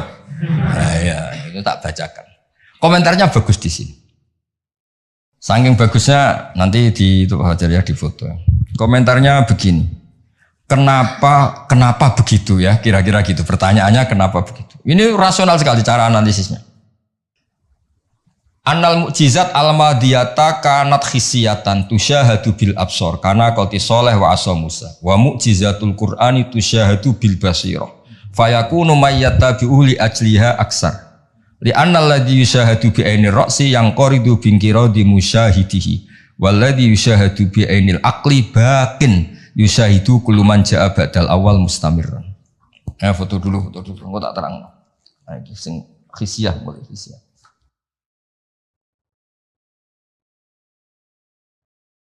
Yang mulai ini annal mukjizat al-madiyah kanat khisiyatan. Ya nanti jeda asar terus yang ngopi-ngopi dulu ya kira-kira jeda setengah jam atau 1 jam habis itu ngaji apa? Hadis. Sesuai namanya tafaqquh tafsir apa? Hadis. Ketuanya kamu apa, Mas? Kamu ketua ya? Saya biasa yang pengembangan. Apa? Divisi dakwah. Ini mau kamu Islamkan? Sudah Islam. Rono Sadili. Itu kali Imam Sadili masih sugeng, namanya dicatat gak terima. Imam Sadili itu ganteng, kaya, alim. Itu Imam Sadili. Terus jadi toreko apa? Sadili. Yang ganteng, alim, kaya. Bodak dosen gini ndak kaya raya ini. Gak punya atasan. Ini atasannya banyak. Sama Pak Nanang aja kalah. Nanang kalah sama Pak Fatul Wahid. Allah itu kalah sama Badan Wakaf. Ribet dunia. Yang benar saya itu langsung kulillah. Udah mentok kan saya. Udah khatam itu. Begini logikanya. Misalnya gini. Nabi Musa itu Nabi top punya mukjizat tongkat. Tongkatnya satu lagi. Misalnya dipakai Pak Fathul Wahid tidak bisa tak pakai saya. Dipakai ini tidak bisa dipakai itu. Karena hanya satu. Itu pun nggak ada jaminan kalau yang pakai kamu itu mandi. Tongkatnya bisa balik loh. Oh, dulu yang pakai Nabi ini kamu apa ini? Ya kan? Tapi kalau mukjizat Quran, logika yang dibangun itu terus menerus. Misalnya begini, saya nyontohkan pekerjaan dan saya bosan. Ini dengerin betul. Allah itu ketika ngeritik sesuatu yang tidak nyata disebut batil. Batil itu beda dengan maksiat. Maksiat itu perilaku sosial yang salah. Tapi kalau batil itu sesuatu yang enggak nyata, apa? Misalnya gini, orang nyembah makhluk, nyembah Namrud atau Fir'aun. Mentuhankan Fir'aun itu sesuatu yang enggak nyata. Yang benar Fir'aun itu manusia bisa mati dan nyatanya mati. Berhala Lata Uzza itu patung. Patung itu Tuhan apa batu? Batu. Quran bilang gini. Qul ja'al haqqu wa ma yubdi'ul batilu wa ma yu'id. Hak itu nyata dan batil itu tidak pernah memulai dirinya. Yubdi'u itu memulai dari kata bada'a. Bada'a ya beda'u ikut wazan af'ala jadi abda'a yubdi'u. Kebatilan itu tidak bisa memulai dirinya sendiri. Pernah enggak 1 tambah 1 8? Enggak pernah kan? Nah, sekarang begini. Kemudian Islam yang datang dengan tauhid bahwa sesuatu dimulai dari angka 1. Terus misalnya dilawan, enggak lah. Yang pertama itu angka 2, yang pertama itu angka 3, yang pertama angka 4. Nyari pasarnya enggak bisa, pasar akal sehat enggak bisa. Sesuatu kok dimulai dari 4, dari 3, dari 2 itu nyarinya enggak ketemu. Apa? Karena barang batil atau tidak hak itu enggak pernah nyata. Makanya saya pernah ketika diminta Pak Arsoyo tausiah lah. Saya di Badan Wakaf saya pernah cerita Imam Amudi itu guru matematika. Ketika beliau meninggal, murid-muridnya janggal. Ini guru saya masuk surga enggak karena guru matematika. Kayak kamu jaga ini Pak Rektor ini masuk surga enggak karena penggawean itu jedasinan celananan. Tapi ternyata semua itu demi apa? Islam. Ternyata Mama Muti pas di alam roh itu, kamu nggak harus percaya cerita ini, bisa aja kamu nggak percaya. Gak penting maknanya, gak penting ceritanya, gak penting. Tapi sama Allah sama siapa takbirnya? Ya amuti istadillah bi wahdaniyati bi khadrati mal. Istadillah ala wahdaniyati bi khadrati malaikat. Karena malaikat itu udah komplain. Ternyata malaikat yang komplain kita tuh banyak. Malaikat ini ada di beberapa hadis. Ya Allah, apa ada orang yang imannya itu ngalahkan kita? Jawabnya Allah, ada manusia. Allah udah bilang ustadz, manusia mukmin ya, kamu termasuk. Kok bisa ya? Malaikat selalu tanya, kok bisa? Kalau kita iman kan langsung melihat surga, neraka, aras. Jadi kalau kata iman kita pasti lebih valid karena menyaksikan langsung. Nah, manusia kan enggak. Di dunia kan macam-macam, ada dangdutan, ada macam-macam. Tapi ternyata imannya enggak tergoyahkan. Ternyata apa? Logika yang dibangun Imam Muti itu, coba kamu terangkan kenapa manusia yang di dunia seiman itu kalau saya ini satu. Jawab Imam Muti gampang, beliau nulis. Angka setelah 2, 3 sampai 1 miliar 1 triliun, nisbatu dzalika ilal wahid nisbatul far'i ilal asli. Angka itu 2, 1 miliar 1 triliun dibandingkan angka 1 semuanya tetap cabang, yang pokok itu 1. Keyakinan itu kan gak terbantahkan oleh Anda dan gak bisa digoyang kan? Mbok kon urip melarat, baulet tetap nak tauhid itu harga mati. Ya enggak. Akhirnya malaikat manduk-manduk. Cara Jawa mandek man imannya manusia gak tergoyahkan karena logikanya pakem. Bahwa angka 2, 3 ila mala nihayatallah sampai tidak terbatas. Nisbatu dzalika ilal wahid nisbatul far'i ilal asli. Kemudian setelah itu Imam Mahmudi gambar Pak Arso. Gambar sekenanya aja, bisa gambar gedung, gambar rumah, gambar mobil. Gambar apapun juga dimulai dari minuk toh wahidah, dari satu titik. Gambar itu baik, besar, elek, apik, tetap dimulai dari satu titik. Nah, makanya Quran dimulai dari Bismillah sebagai isyarat, semuanya dimulai dari nuqtatil wujud, yaitu Allah Subhanahu wa ta'ala. Nah, mukjizat ini yang dimiliki umatnya Rasulullah sallallahu alaihi wasallam. Misalnya kita bela Nabi itu poligami atau orang-orang soleh poligami, belanya gampang karena pakai rasional. Ngerumat orang satu apa? Ngerumat perempuan satu hukumnya apa? Baik kan? Ngerumat yang baik loh, maksudnya bukan ngerumat dok. Ngerumat perempuan satu yang baik hukumnya apa? Baik. Kalau 2 lebih baik, logika loh, udah usah dipraktekkan. Ini kan cerita orang baik, bukan cerita kamu, bukan. Orang baik, ngerumat perempuan satu baik. Jadi apa? Baik. Ngerumat 2? Nah, sekarang tinggal waliannya. Kamu satu saja kamu terlantarkan. Melantarkan orang satu dosa. Orang 2 lebih dosa. Itu kan. Jadi meskipun Anda tidak berani poligami, membela bahwa kenapa sih nabi-nabi dulu poligami, gampang logik. Ya gitu. Tapi tidak harus kamu praktekkan. Kamu gak orang baik gitu maksud saya. Tapi untuk membela secara rasional tuh gampang. Ya, orang baik ngerawat orang satu. Baik, ngerawat orang 2. Dah ya. Sekarang yang kamu menerantarkan orang satu dosa, 2 lebih dosa. Jelas ya? Jadi makanya agama ini dibela sama Allah dengan status liqaumi yaqilun, liqaumi yatafakkarun. Enggak usah pertunjukan kayak mujizat tadi, intinya agama ini tidak perlu pertunjukan Nabi Muhammad terus ngomong. Nah, kalau gitu kasihan kiai-kiai yang sekarang. Misalnya, saya percaya kalau kamu ketua DPI asal bisa terbang ke Mekah. Ya repot kalau. Saya percaya kamu rektor Universitas Islam asal bisa Gunung Semeru kamu pindah, Merapi kamu taklukkan. Wah ya repot kalau ukurannya gitu-gitu terus ya.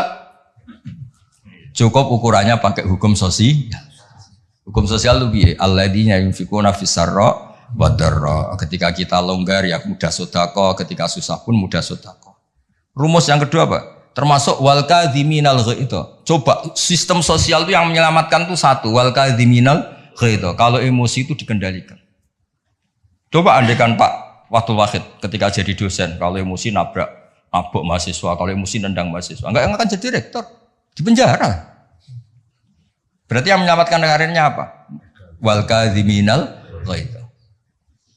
Sebagian hadis nerangkan apa? La taghdab faradada miran faqala la. Pak Arso juga sama, ini kan beliau dulu ketika sekedar dosen dan nampari mahasiswa enggak akan pernah jadi rektor. Udah di penjara. Saya jadi kiai meskipun kata orang banyak salim terus nuabuk ikon langsung gagal jadi kiai. Artinya apa? Rumus sosial Quran dimulai yang penting kumpul sosial itu dermawan, yunfikuna fisarra wa darra. Terus hukum sosial lagi wal kadhiminal ghaidz. Kalau kecewa itu mudah memaafkan, bisa nyimpen wal afina. Coba semua tidak perceraian ya barokahnya wal afin mudah memaafkan. Kalau semua orang ngungkit-ngungkit yang enggak penting-penting, masalah semua kan satu Indonesia. Nah, aslinya gini, Islam tuh ngatur peradaban tuh logis aja. Saya kalau nyontohkan gini, kamu di Jakarta. Merantau di Jakarta atau di Thailand atau di mana saja. Dan Anda melakukan sama teman kamu yang kamu cari zaman berteman itu kenangan kamu sebagai yunfikun, orang yang memberi. Al-yadul ulya khairum al-yadis sufla. Mampir ku pede. Misalnya ku itu konco jenis Parmin di Jakarta atau di Thailand. Ketika kamu kenal di Kudus, kamu sering ngamal, kalau kecewa ya tidak main tampar. Kamu mampir pede ndak? Pede. Coba kalau kebalikannya, ketika Parmin di sini kamu tamparin, setelah itu kamu kikir, mau mampir itu gak ada pede. Ternyata aturan pede juga diatur. Ketika Quran memulai cerita orang baik apa? Alladzina yunfikun. Yunfikun itu yang melakukan infak. Hubungannya dengan orang lain itu kalau bisa memberi. Kalau enggak bisa, ya paling enggak ganggu. Makanya Nabi ngendikan izzat fima indanas yuhibbakan nas. Kalau kamu enggak tukang ganggu harta orang lain pasti disenangi manusia. Kamu didulani teman yang enggak akan pinjam motor kamu, mobil kamu kan tenang. Tapi kalau orang yang pelanggan minjem, waduh. Jadi intinya, andaikan peradaban itu dibangun begini kan enak. Contoh terakhir lagi mukjizatul Quran. Ada ayat walau kunta fadhdhan ghalidhal qalbi lan faddu min khawlik. Dimulai ayat fabima rahmatim minallah lintalak. Muhammad gara-gara kamu sayang sama umat, kamu bersikap lemah lembut. Dan andaikan kamu itu bersikap kasar, maka orang akan bubar. Lan faddu itu mesti bubar. Lanya li tauqid, lan faddu mesti bubar. Nah, kata Ibnu Khaldun dalam muqaddimahnya ngedikan gini. Hadaddin, agama ini datang dengan rasionalitas peradaban. Bukan mentang-mentang dengan mukjizat. Hada Rasulullah man uyyida bil kauni kulli. Ini Rasulullah orang yang punya kekuatan alam raya, bisa melibatkan Jibril, Israel, Mikail, bisa melibatkan semua malaikat untuk menolong agamanya. Tapi Allah cerita agama ini diterima karena Nabi itu bersifat rauf, sayang, rahim, lemah lembut. Misalnya gini, ini mokal tapi tak cerita. Misalnya Pak Fajar itu bisa terbang ke Mekah. Kamu darani wow gak? Wow kan? Ternyata pas mau kamu hormati ke tua boy plang. Bilang wow apa jancok kira-kira saja. Enggak, jujur saja. Ini masalah ilmu hak, gak usah. Enggak ada gunanya kan prestasinya terbang ke Mekah. Wow kamu hilang kan? Padahal jelas dia bisa terbang ke Mekah, temu MBS gitu. Muhammad bin Salman itu yang enggak ngaruh. Yang pengaruh adalah sifat lintalah bil mu'minina raufur rahim. Juga gitu. Ini rektor, ini ketua badan wakaf, ini presiden, ini kiai besar. Yang ngaruh adalah sikap kasih sayang. Ketika itu dilanggar, lan faddu. Kamu hormat sama rektor, sama saya, misalnya kiai besar. Tapi misalnya pas kiai hormat, tua aku ikut bal-balan satu, mesti tuntas apa? Clear ya? Maksudnya gini Warzo, ya mukjizat itu yang Nyon Sewu ditawarkan Rasulullah, yang diwasiatkan, yang disuruh pakai pegangan ini loh Quran. Pegang sebagai peradaban, sebagai akidah, sebagai perilaku. Ya, makanya mukjizat Quran mustamirah karena peradaban ini enggak terkalahkan. Mustamirah. Tapi kalau peradaban kok tongkat gitu kan terus repot sih. Dipakai apa? Dibilang enggak mukjizat ini milik Nabi Musa, pas kita pakai ternyata enggak mandi karena pemakainya kita. Tapi kalau mukjizat Quran kan jelas. Ilmu logikanya ketika Tuhan Esa kena kan tadi. Angka 23 dibanding angka 1 adalah nisbatul far'i ilal asli. Angka peradabannya kena. Poin peradaban kena hubungan dengan orang lain. Al-yadul ulya khairun minal yadis sufla. Jelas ya? Termasuk hubungan dengan istri. Allah tuh bayangkan hubungan dengan istri itu tidak baik-baik saja. Itu niknya Quran. Di Warsa itu Quran itu bayangkan hubungan dengan istri itu tidak baik-baik saja. Wa ashiruhunna bil ma'ruf. Itu urusannya orang fa'in ahbabtumuhunna, fa'in karihtumuhunna. Karena Allah itu saking pinternya. Namanya kumpul itu mesti ada masalah. Makanya bayang kalau ada masalah dan kamu sedang nggak suka, boyo mikir hal yang kadang kamu nggak suka itu hikmahnya besar. Jadi Quran tuh membangun peradaban dengan segala asumsi. Asumsinya adalah yang tidak kita inginkan. Fa'in kari tumuhun. Makanya kita dilatih senam otak. Wa asa antuhibbu syai'an padahal bahwa syarrul lakum. Waliannya juga wa asa antakrahu syai'an wa huwa khairul lakum. Kita tidak pernah tahu. Dan itu akhirnya itu yang menyelamatkan kita. Coba yang menyelamatkan kamu apa? Berpikir positif kan? Dan itu aturannya Quran. Satu pernah baca kitab. Dan itu kebetulan ada orang yang minta nasihat saya habis baca kitab itu. Dia ketika kaya raya jabat temannya banyak. Ketika miskin jadi buruh temannya tidak ada yang main. Dia ngeluh, wah ini orang munafik semua. Ketika saya jatuh nggak ada yang kesini. Dan dia sudah jadi buruh bikin bata itu, bikin batu bata itu. Terus tak bilang, malah bagus gitu.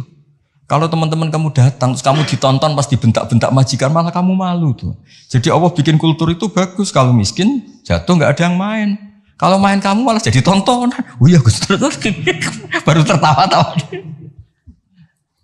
Jadi di balik yang kamu tidak suka itu ada kebaikan. Makanya Imam Syafi'i saya sering cerita di mana-mana. Imam Syafi'i itu ada orang ketemu beliau cium tangan hormat, setelah di luar maki-maki. Sapi gini. Terus ada yang lapor. Orang yang tadi cium tangan engkau, yang hormat engkau di luar maki-maki kamu. Imam Syafi'i tertawa-tawa. Loh kamu diceritain ini ketawa. Baguslah berarti sawi bawah. Di depan saya ada berani. Dianggap enteng saja Pak. Maksudnya ini ijazah ke rektor. Kalau ada yang di luar kok gak cocok. Depan saya gak berani. Wibawa saya. Itu saya gunakan Gus. Jadi kadang dianggap enteng saja Pak. Terus diceritain lagi. Oh ini separuh kampung kamu itu gak suka sama kamu. Jadi Imam Syafi'i, bagus lah. Yang gak suka itu pasti gak pernah utang itu. Gak pinjem-pinjem itu. Yang masalah itu yang suka. Orang kalau gak suka kan gengsi mau pinjem, mau ngutang. Artinya dianggap hikmahnya itu. Jadi sesuatu yang kamu kadang gak suka itu hikmahnya besar. Misalnya kamu punya istri, merengut yang ngamuan. Bagus itu. Nak guya-guya, beong lanang dia pusing juga kamu kan. Ya, intinya itu apa ngajari kita senam wasa untuk ibu syai'au wa syarrul lakum. Kadang wasa antakrahu syai'au wa khairul lakum. Terus kita berkesimpulan gimana? Wa ya'lamu wa antum la ta'lamun. Sudahlah kita sebagai manusia yang lemah berkesimpulan yang tahu itu apa, kita tahu apa? Kita tahu apa. Nah, hal-hal gini yang menjadikan Quran itu abadi. Ya, ini sebelum asar tak bacakan tak berlagi ini di kitab Itqan. Ini lebih bagus, lebih ekstrim. Itu tadi kitab Fathul Bari yang barusan tak baca Pak Fajar. Kalau ini dari kitab Al-Itqan. Itqan itu spesialis tentang ulumul Quran. Ini kalau mau Pak Arso ya. Wa aksaru mu'jizati hadhil ummah aqliyatun li farati dzakaihim wa kamali afhamihim. Wa li anna hadhihi syari'ata lamma kanat baqiyatan ala safahatid dahri ila yaumil qiyamah khussat bil mu'jizah al-aqliyah al-baqiyah. Jadi agama ini karena akan dipakai sampai kiamat, maka agama ini harus logis. Karena ini yang bisa menyelamatkan. Misalnya gini logis. Ketika saya hubungan dengan Pak Fathul Wahid baik-baik saja, karena hubungannya saling manfaat. Dan Islam mengharamkan madharati ke orang lain, merusak orang lain, merusak sarana umum. Dan itu yang menyelamatkan peradaban adalah Allah gak suka perilaku apa? Merusak. Kita di mana-mana kan baik-baik saja kalau kita tidak merusak hanya orang lain. Terus Allah cerita lagi, wa yuhibbul muhsinin misalnya, inna wa yuhibbul muhsinin. Kita hidup di mana saja kalau kita ihsan pasti baik-baik saja. Enggak usah pakai mukjizat tongkatnya Nabi Musa tuh, mentang-mentang go tongkat ngalor ngidul, pakai akek Sulaiman misalnya, enggak usah. Yang menyelamatkan kita itu peradaban yang dibangun Allah Subhanahu wa taala. Nah, cari-cari foto Amit Pak Fajar. Nah, ini mulai itu. Jadi kalimatnya itu ya kalimat di kitab Itqan ini jelas khussat bil mu'jizah al-aqliyah. Jadi kamu tidak usah terbang ke langit untuk tahu kalau Allah itu esa. Juga ada harus coba saya ceritain Pak Harso. Ini di sini ada kalimat itu betul-betul sadis, tapi sadis yang baik. Wa aksaru mu'jizati Bani Israel kanat khisyatan li biladatihim wa qillati basaritihim. Dasar bodoh, mukjizat agak wow, itu gak ngandel. Misalnya contoh barang gini, andai kan Anda jadi Nabi Musa, Anda akan ya jadi rektor aja agak susah apalagi jadi Nabi Musa. Nabi Musa itu pernah debat Pak Arso sama Fir'aun. Pertama debat itu lucu, Nabi Musa kan disuruh Allah datang ke Fir'aun. Dia cerita, Fir'aun kamu harus nyembah Allah, Allah itu Rabbul Alamin. Kata Fir'aun, Tuhan kamu itu siapa kalau gitu? Ya Rabbul Alamin, Rabbus Samawati wal Ardi yang nuhani langit dan bumi. Dari Fir'aun gini, terus manggil Haman itu ajudannya. Jangan dibahasakan arsiteknya, nanti tersinggung ini yang arsitek. Sebenarnya Haman itu kan arsitektur. Iya kan? Enggak usah. Jangan terus arsitektur berarti jabatannya apa? Jangan. Ini arsitektur yang Islami. Kata Fir'aun. Ini contoh bahwa akal dengan dasar itu menang akal. Akal dengan dasar itu menang akal. Kata Fir'aun gini, saya jalan-jalan kemana-mana setahu saya yang dituhankan saya. Karena dia pakai contoh fisik. Khisyah itu fisik yang bisa diindra. Ma'alim tulakum min ilahin huiri. Saya jalan kemana-mana ternyata yang jadi Tuhan itu saya. Nah terus akhirnya Nabi Musa bilang, Tuhanku yang menguasai langit. Loh, Fir'aun malah kurang ajar lagi bar saya. Haman sini. Ibnili sorkhan. Ya Haman ibnili sorkhan la'ali abluhul asbab. Asbab as-samawati fa'attali'a ila ilahi Musa. Haman, saya bikinkan piramida yang tinggi. Saya mau ngintip Tuhannya Musa. Padahal Nabi Musa tahu, meskipun diintip juga gak kelihatan kan. Jadi Nabi Musa, saya saja gak pernah lihat, apalagi kamu. Nah itu kan masalah kalau betul sudah bikin piramida. Gak tahu ini pas kuliah belajar apa lihat piramida, gak tahu. Nah, kan masalah ya. Gara-gara orang Bani Israel memaksakan semuanya itu khisyah. Ukuran nyata ndak itu apa? Khisyah, fisik gitu. Nah, ini khisyah. Ternyata apa Pak Arsoyo? Yang bisa mengalahkan Fir'aun itu logika yang dibangun Nabi Musa. Makanya di alam roh itu Nabi Musa itu ditanya sama Allah. Musa, keinginan kamu yang belum kesampaian apa? Menjadi umatnya Rasulullah Muhammad. Kenapa? Karena itu rasional Pak. Tapi nggak kuliah di UI, andekan nyata, jadi nggak mau tetap. Aku yakin orang Bani Israel gengsinya tinggi, nggak mau tetap dia tetap jadi umatnya Nabi, tetap saja nggak mau kuliah apa? Masuk Nabi direktori, nggak Nabi kan nggak mau. Yang bisa mengalahkan apa Pak Arso? Ini cerita nyata, pentingnya rasional. Dasar sama rasional itu menang. Kan pertama debat, Tuhan kamu itu siapa? Rabbus samawati wal ardi wa ma bainahuma in kuntum muqinin. Fir'aun masih belum kalah. Debatnya depan umum, ada ajudan-ajudannya ada. Jangan bilang ada pembantu rektor, jangan ada ajudan-ajudannya. Kalau ada, wah direktor nanti, wah rektornya berarti mewakili. Wah bahaya itu kalau contoh itu. Nah ternyata jurus yang menang itu jurus rasional. Nabi Musa bilang gini, Rabbukum wa Rabbu abaikumul awwalin. Yang nuhani nenek moyang kamu. Wah langsung kepikiran. Orang di sekelilingnya langsung yaktumu imanah, langsung menyembunyikan yang menuhani nenek moyang kamu. Wih, nak Fir'aun Tuhan, mbah-mbahnya pengerani sopo ya? Ini kan ada tanggal lahirnya, Tuhannya itu ada surat kelahirannya, ada tanggal. Iya. Aktenya ini gimana yang babanya tidak bertuhan kan? Itu menjadikan waqala rajulun mu'minun min ahli fir'auna yaktumu imanah. Karena rasional itu bisa menjadikan orang sekeliling Fir'aun terus iman. Jangan Fir'aun itu geblek tenan pancen. Wong karuan dekne lahir di bapak di mbak terus bapak itu pangerane. Leluhurnya Tuhannya siapa kalau Tuhannya dimulai dari dia? Akhirnya banyak yang diam-diam itu iman. Berarti apa? Jurus menjelaskan yang dahsyat mulai melibatkan piramida ternyata kalah dengan jurus rasional. Nah, makanya apa mukjizatnya hadil mah khussat bil mu'jizah al aqliyah al bagiyah. Nah, moga Pak Farid foto gak lewat Pak Fajar, lewat kula niki luwih keren niki. Nah, niki kata-kata yang ini aja yang langsung apa? Khussat bil mu'jizah. Ini ya, kata-kata khussat bil mu'jizah al aqliyah al bagiyah.